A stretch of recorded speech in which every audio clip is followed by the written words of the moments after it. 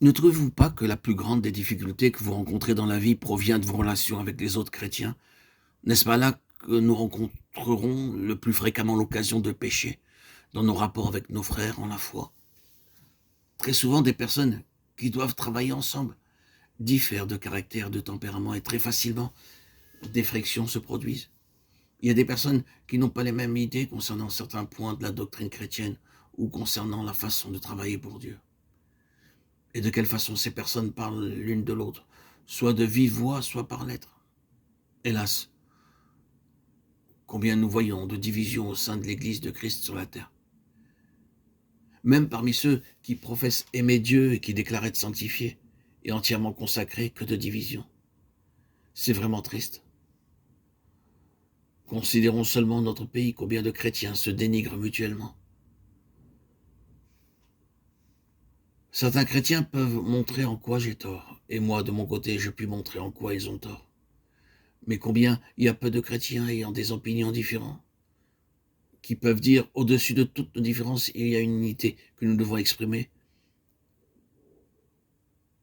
Nous désirons une communion continuelle en présence de Dieu, notre Père. Considère l'amour qui unissait les disciples en un seul corps. Ils étaient pourtant dans la rivalité, avant le jour béni de la Pentecôte, où ils reçurent le Saint-Esprit, où le Saint-Esprit vint. Auparavant, ils s'étaient montrés égoïstes, rivales. Souvent, ils avaient manqué d'amour l'un envers l'autre.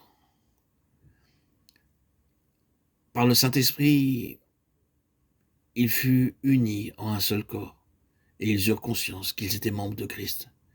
Et ils s'aimèrent les uns les autres, de sorte qu'ils accomplirent des choses dont on n'avait jamais entendu parler auparavant, bien qu'ils n'eussent entre eux pour la plupart aucun lien de parenté. Ils se mirent à vendre leurs biens et leurs propriétés, et à mettre en commun tout ce qui leur appartenait. Ce fut le résultat de la venue du Saint-Esprit et de l'amour de Dieu dans leur cœur. Désirez-vous avoir un cœur débordant d'amour pour chaque enfant de Dieu, pour tous les enfants de Dieu appartenant à un autre milieu que le vôtre? Désirez-vous avoir cet amour brûlant qui embrase aussi les autres? Désirez-vous que l'amour divin remplisse votre cœur et déborde en dehors?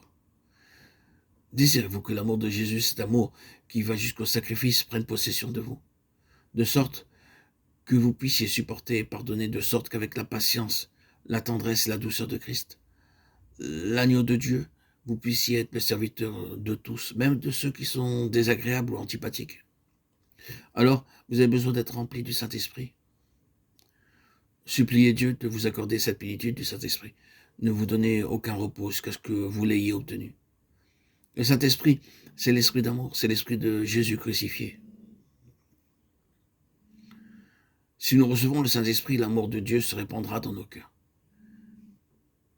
Et Dieu nous unira les uns aux autres comme jamais auparavant.